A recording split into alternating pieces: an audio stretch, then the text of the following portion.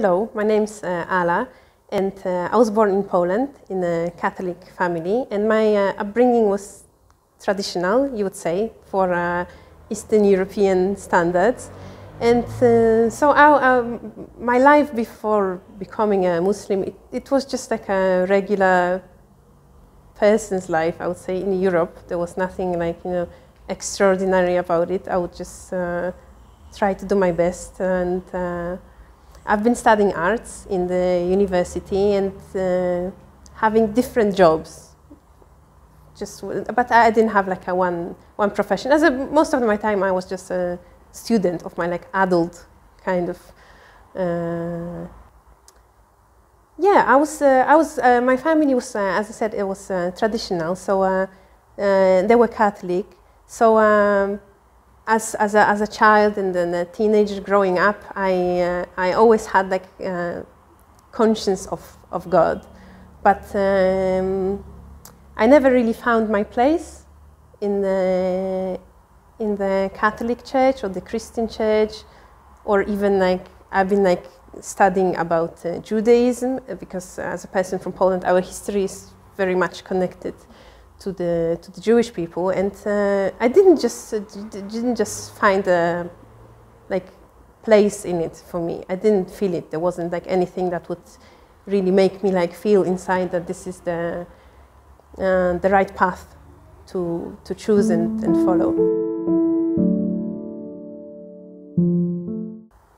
So I think like the first ever encounter with Islam, if I remember correctly, it was as a tourist in North Africa. I went to Tunisia with my parents for the holidays, and that was basically the first time I heard adhan or went to the mosque, or just basically had like whatever Muslim influence around me. Because before that, in my city at least, there wasn't much of immigrants or like students. I was even too young to know these things. It was probably, I was 13 at the time, and I would call that as a first encounter.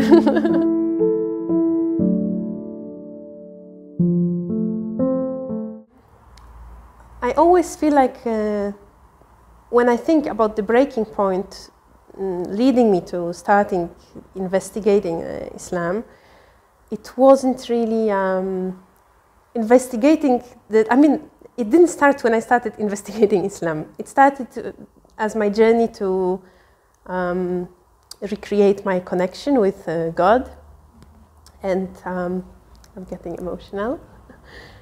And I feel like that was the main thing. And then I felt after that, really, Islam came so naturally. Because after I really worked on the bond with God and on creating the bond, or like recreating the bond that's been lost and neglected by me, I felt like that was the breaking point itself. Was probably when I was at my lowest, and I realized. Basically, to survive, I need to give up my needs to like keeping the control of things, and I think that was the moment when the connection started growing, and probably within a year of that moment or less, I become a Muslim. But the initial point was just asking God for help and for guidance. And I feel like Islam was it was already there, but I didn't know it's Islam.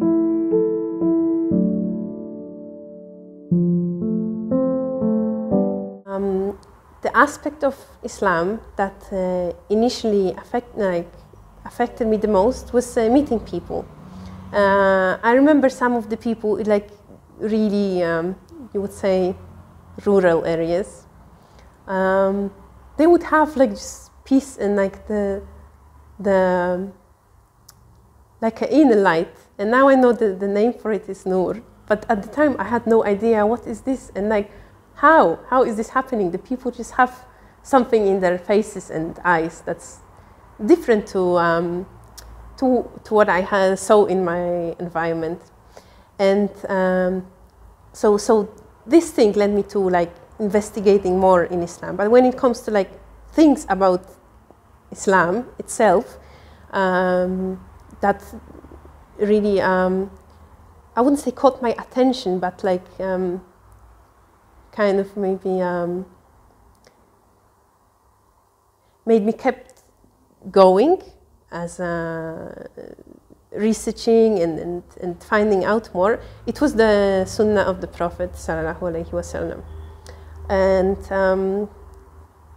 it was very unique to me. And I remember I started reading parts of Quran, but it's very difficult. As I mean, it's vast. Okay, you cannot really say like, you know, you even read it once or 10 times and you understand.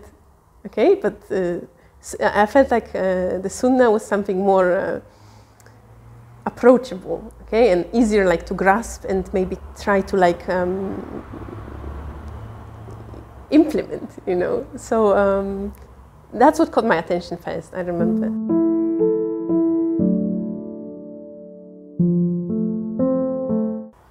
So my database, I would say, for the research was internet, of course, obviously, with different platforms and YouTube and Instagram, even with some of the, I would say, religious influences or scholars. And then obviously in these times they run profiles trying to reach as many people as possible. And I was one of those people.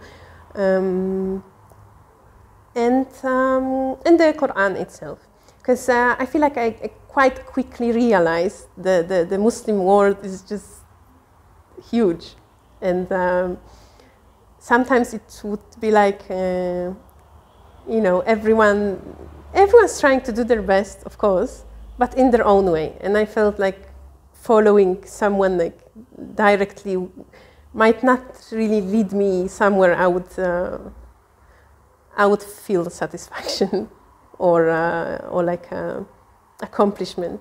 So I felt, I knew like from the beginning, and I was always kind of like the kind of person that would really dig deep. Sometimes it's a flaw, but in this case it was like a good thing to and it still is, I believe, to really find out information from all the sides, so you can really, like, you know, find the balance that's right, and the balance that is right for you at the moment which you are in, which is really, really important thing, especially when you're young or like a very fresh convert to Islam.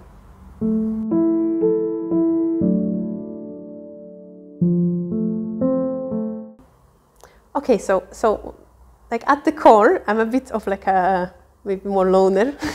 So I wasn't really seeking to have like a immediately group of people around me to show me, you know, what's going on and everything. But I think also it's for the best. Alhamdulillah, there is no community in my city. There is no mosque as well. And so everything I wanted to find out, I had to really find out by myself. And I look at it as really a blessing, because I know also lots of sisters I know that they've been struggling with really being like influenced by a certain maybe ethnicity or culture mixed with Islam, because that comes naturally. You cannot really 100%, you know, separate it in all cases. So I feel like it was a good thing, alhamdulillah. But if I really needed like to reach out to see, it's very helpful as well to see people like me. You know, I would travel to Berlin, where the community is really big, and there's many beautiful mosques. and I would hang around there, like, you know, spend some time. And but I didn't have like a one influential person. I remember there was one sister I met on Instagram. She was running a profile for the rivers, so she would put like different reminders and quotes and everything. I would like have a bit of a chat with her, but not to the point I would like really rely on somebody to, like, you know, guide me through or something, except for God. But as a person, I didn't really have like a spiritual guide in my journey at first, and then of course I started meeting and talking to different people that I would think, oh, like, this is nice, or this thing I don't really like, and why is it like this, and why is it like that, and which one is correct. And but I was doing of course I would consult, okay, and I remember I would even like write emails to like one of the muftis and look for the information, but not grasp to a person to, you know, shower me with the information, because I don't believe there is. We are not perfect, you know, and I doubt there would be one person that would be really perfect to explain you all the, like, you know, parts that you find confusing, because it's confusing for all of us. But of course, the scholars, then they would, you know, answer you. But also, there's different schools of thoughts, and I was also confused with that. How, like, this people think like this, and those think like this, and in the end, both of the opinions are fine. And yeah, it was a lot of work. Yeah, and it still is sometimes. Yeah.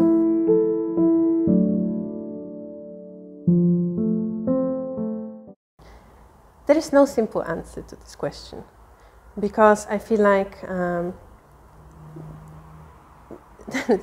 is few answers actually, and all of them are correct. Because if you think about me as a person of white European background and European heritage, even though it's Eastern European, in my opinion, some people also don't agree, but if you mean like missing parties or getting dressed in a different way, I don't know, hanging out with the opposite sex friends. I didn't feel like the difference was huge for me. I wasn't drinking alcohol or really going out for partying for a while. Before, I'm not saying I never did that.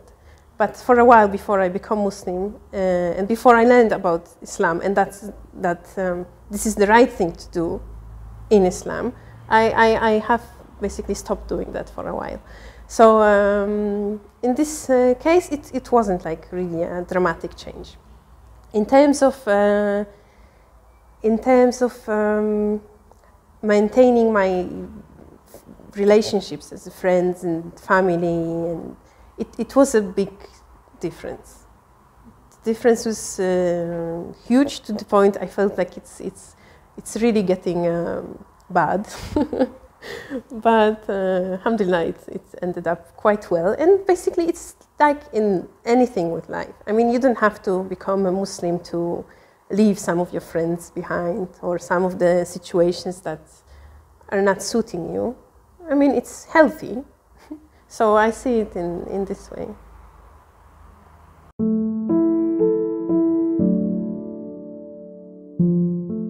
My idea about Muslims and Islam wasn't the best, obviously, as you can imagine. But at the same time, I can't really remember being like extremely against, or like, you know, having like this like extremist ideas against Islam or refugees, or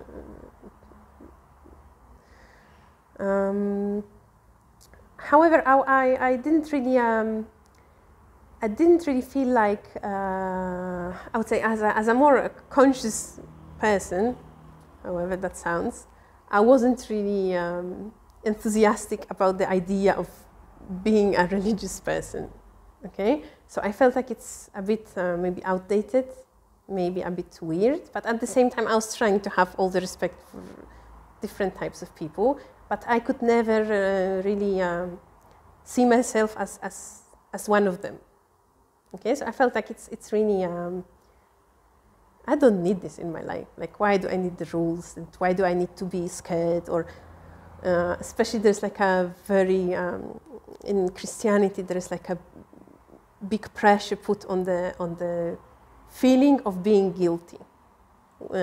As you're born with sin, since the, like, you know, you're a baby, and then basically you just, it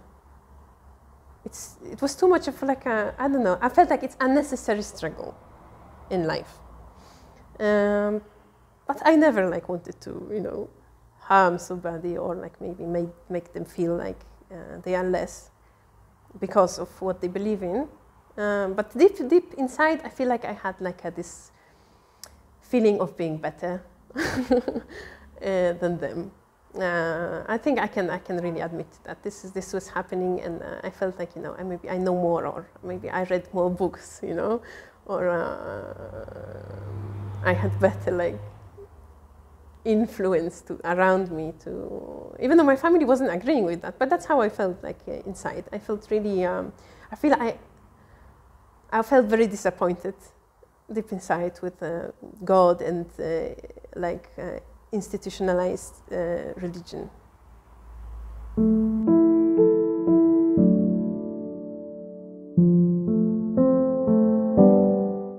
And my family was scared, okay? But they were scared as in a caring way for me. And sometimes their care would like take forms of some hurtful words or actions. And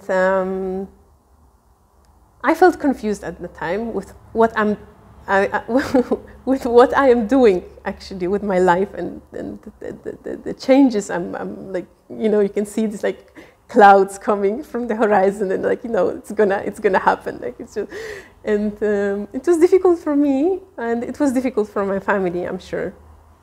And they weren't happy at all at first. And they were like, but I think like also they felt like it's one of these like eccentric ideas, you know, that came to my head. And especially the knowledge, I'm sure the knowledge they had about Islam was very limited as well. And they were really deeply shocked when they learned that like the prophets we have the same. And most of the stories from Bible and from the Quran are basically very similar. I don't want to say the same, but they are, the core of the religion is the same. And I feel like when they started to understand that, they become like more calm. Although I feel like they don't really, right now they don't really mind Islam. The biggest problem is the hijab. They hate it to this day, and like it's really a struggle to this day. But I remember when it wasn't always like this. Like it would just be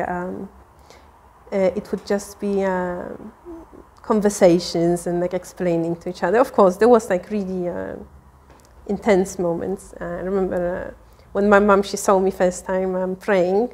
I remember it was Maghrib in my parents' house. She like, you know, like in the Arab families, she like just took her sandals off and tried to beat me up. And she just didn't know what's going on. She was very confused. She took the cross, because like Christians, they put crosses on the walls above the doors, in my culture, at least. And they put these crosses, and she like took this cross and she started praying. She just didn't know what to do with me. And is this a joke, or am I trying to be like cruel or them, or maybe, you know, what's going on? So basically that was like ups and downs. And I feel like to this day, it's still ups and downs. I feel like it was easier on my father than on my mother, because my dad, he's as a person who travels a lot, he quickly understood basically it's the same. And I feel like he was even happy that after all the past I had and the things I've been doing, he was relieved I reconnected with God. And I feel like there is like this inside him there's like this sense of even pride to like, you know, tend to God with everything you have, like, you know, the choices you can make around you, and you decide to do something like this. It made him happy, and it makes him happy to this day. But with my mom, it's more difficult. It's more complicated. I feel like with my mom, we are more like similar in characters. We're very stubborn, and we really deeply believe in what we believe in. So there is a bit of tension, but there is also lots of love, and I feel like this is just you know, in every relationship with parents. But with my like grannies, for example, which I'm very close to my family, because the family is very important in Polish culture. It's like we're very close, and the ties are really strong. So one of my grannies, she's very happy. She's watching all the Turkish drama. And she's seen hijabs before, and like she knows Turkish names, and like, you know, she's very passionate about all the stories going on there. So she was like, okay, this is pretty, like this color looks nice on you, maybe you could like maybe try to tie it different. And she even went shopping with me once. She paid for my hijabs in the second-hand store. She was very happy to do that. So it's very lovely. And my other granny, she's much more conservative. She's my mom's mother. And so she wouldn't say really anything, but you can tell there is like a suspicion in the looks.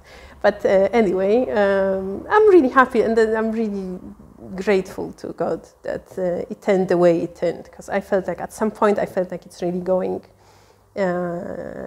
down, the bond is breaking because of my becoming a Muslim.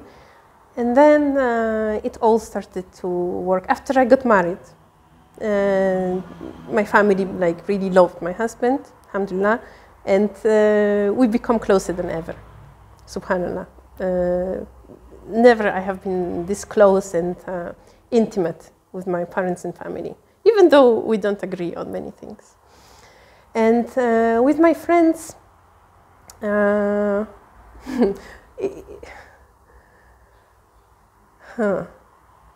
some of my friends, they just wouldn't say a word. Like they would see me for the first time in hijab, and they wouldn't ask questions. Or maybe later they would start to like ask, like throw this question, like small here, or like maybe how you do this, why you do that, and you know. But they would never really like, oh, like, you know, no, none of these things. And the other part of friends, which is like less close friends, they would just see me in the hijab. They would spend time with me, like I don't know, we had a meeting for the tea or lunch or something. And after that, they would just stop talking to me. Just like, you know, like we never met. So I didn't feel like it was, it took like a toll on me. It's a part of life. Things just go by, and I'm sure, you know, there's new people coming, and you travel, and, you know, I didn't feel like it really hurt me too much.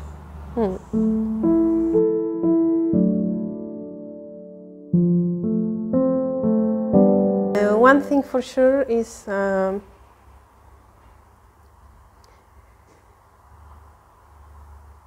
not expect too much from yourself. Give yourself time to absorb and apply the aspects of religion that you think are important to you and that you found out about. And take it easy on yourself. And like there's a very common thing. It's like imposter syndrome with the converts. You just you change your identity, and you don't always get all the support from around you, or sometimes the support comes to you like too much, and you feel overwhelmed. So I would say the main thing is just work on your relationship with God, and of course, you have to learn new things and try to learn more and find out more. But there is also living. And I remember I had time at first when I became a Muslim. I would learn so much. Every day, just I come from work or I come from school and I spend hours doing nothing, just listening to lectures and reading and praying. And it felt really amazing. But I had time for this and I had means to do that. But then I remember after I got married and I started traveling, and there's this new person in your life that you have to live with, you know, and you have to learn certain things and adjust your time in different ways. And I mean, you know, just a change in life, a major change in your life. And then there is not so much time, maybe, as you were used to, or I was used to, at least, to study. And then I feel like a lot of challenges come in my life. I don't mean with the marriage specifically, but I mean with changing circumstances. Okay, and then I felt like it's really like I panicked. You know, I felt like, what am I doing, and is it really right? And it's like I feel like I'm applying the things I know, and I'm trying to apply them as good as I can in terms of my manners and you know, knowledge and you know, you just put the elements of what you have learned and of who you have become in your life. You like, you know, and it has to become like a solid piece. So for you to, like, you know, to just carry on with God through your life. And this is the main thing that for me, not to lose this, like, you know, this the grip. Because it's very easy to focus on different things, but then lose the big picture. And it's very tricky, and it's also very difficult. But that's the main focus. I feel like that's the main focus, especially for the rivers. Not to look around too much. Care about people and their opinions, not to hurt anybody, but just go steady and slow with the changes and progress. I feel like Islam, it's just brought the whole new quality of life for me. And at some point of my life, I felt like I'm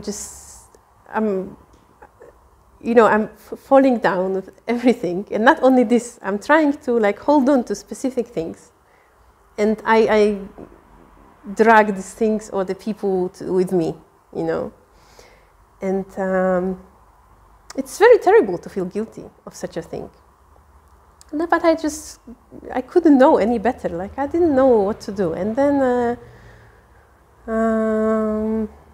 when I become a Muslim, I feel like not just the quality of my life improved. I feel like the quality of my whole family,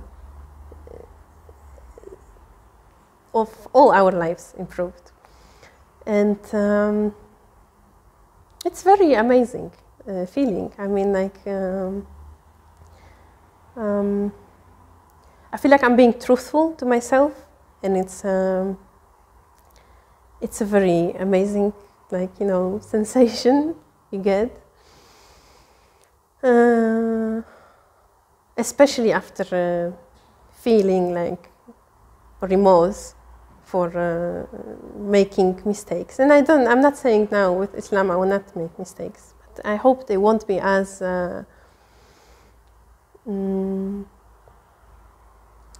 severe, okay? And it's severe in terms of influencing me or other people around me in a bad way. I feel like Islam is teaching you to focus on all the like small details and it's the small details that build the whole. And I remember it was very like unbelievable for me. How is it possible that the Quran and the Prophet ﷺ and the stories of the Sahaba and everything is just every type of person and every type of difficulty you might have and every like big or small task, drinking water from the glass, okay? Everything is like, you have directions shown. What's and what should be the basically remembrance of God should be the main purpose. Since the moment you open your eyes to the moment you just lay down and put your head back on the pillow, and everything in between, including these moments as well, is just, there is like a way for it, the way you should be like striving for. And I find it's like just very relieving, And also the beauty of Islam for me is there is no, except for the major principles, there is place for thought, and there is place for consideration of the situation and the circumstances. So different advice applies to different type of person, to different type of situation, to different type of place you might go to. And yeah, Islam is beautiful. It's really, it's the best thing that happened to me.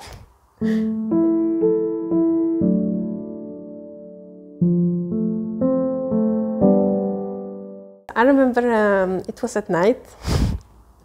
I was in my bed, just reading on my phone things about Islam as I would see them. Just, what are you reading? I'm reading the things about Islam. I'm trying to find out some.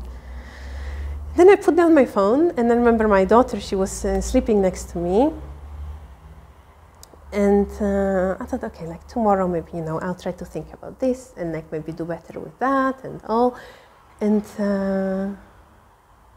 maybe one day I could really become a Muslim. But then I felt really this feeling that many people describing, this idea coming to your head, what if, what if that's, you don't wake up in the morning. And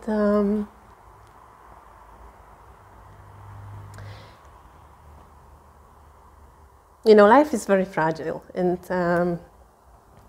the things you have today are very fragile as well. And so I had this feeling that I cannot really, because I thought, okay, I'm gonna wake up tomorrow if I do, and then just continue to do what I was doing. And then what if I felt like I'm lying to myself, okay, that I will maybe learn more and maybe do this and do that and maybe go there and meet someone and then I will become a Muslim. But I feel like already what I'm reading about, I'm reading it because it's the truth. So so I felt how long can I really, distance myself. So I thought, how long can I really distance myself from the feeling I have inside me that that's it, and this is the right way to follow. This is what your life should be about, long time ago probably. And so what am I gonna I was saying to myself what are you gonna come up with tomorrow? You're gonna have this idea okay, I've been reading this, but I'm not ready. I don't think I'm ready for that. And then, but then what? What is the things to do? What's the choices to make and how to basically? I felt there is nothing beyond this. This decision is the door you have to cross, because there is just that's the entrance or exit or whatever. You just you cannot stay in the same place as you are. So so if the decision I make is not taking, it's not making a decision. It's still a decision, right? And I felt like, okay, that's it. I said, I Googled how to read the Shahada, and I said it myself. And and then I still wasn't sure, I read, probably after taking a few days or maybe next day, I don't really remember exactly. But then I read, after taking Shahada, you have to go and do the ghusl, okay? So, okay, so this is probably not valid. Okay, I need to do this again. So I read it again, I went to take the shower. and I think I repeated that a few times because I still wasn't sure, really, that's it? My sins are forgiven and I can move on and now I'm a Muslim. Do I tell people I'm a Muslim, right? And or do I not tell? When do I tell, And what do I do? And so yeah, so I'm sure I took my Shahada a few times. But the first time I remember was the one at night. And for me, this is the point where I thought, okay, I cannot really go on without this in my life. It's not life, okay, for me. Yeah.